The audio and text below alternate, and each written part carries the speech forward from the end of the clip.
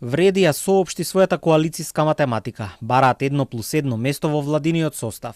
Откако првиот вице-премиер и министер за животна средина од нивните редови Изет Меджити стана нов градоначалник на општина Чаир, тие сега од владиниот партнер бараат и министерското место да остане кај нив.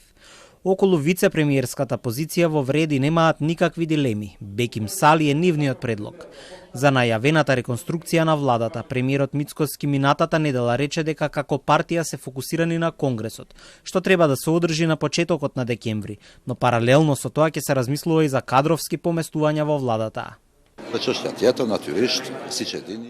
Како што знаете, господинот Изет Меджити држеше две функции во владата, министер за животна средина и заменик премиер.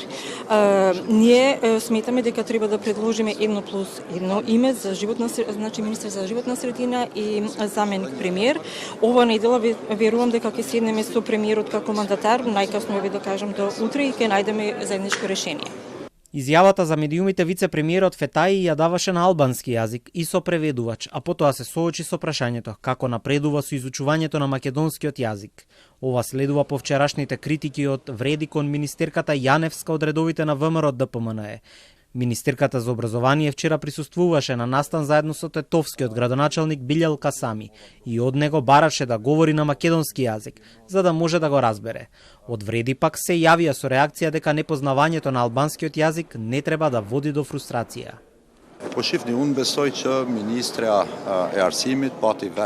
Таа кажа дека тоа беше реакција моментална и се извини за истиот настан. Јас можам да кажам дека 35 години живеев надвор и затоа не го знам македонскиот јазик, не сум го учел во училиште да кажам, меѓутоа немам никаков проблем кога ќе го научам македонскиот јазик да се обратам на тој јазик. Мене не ми смета ниеден јазик, јас течно говорам 4 до 5 јазици. Вице-премиерот за добро владење денеска учествуваше на конференцијата за координација на безбедноста во Западен Балкан, а потоа се осврна и на состојбата во Македонија. Истакна дека главните предизвици кои се дел и од извештајот на Европската комисија се поврзани со судството кое низ годините не ги решава случаите поврзани со криминал и корупција на високо ниво.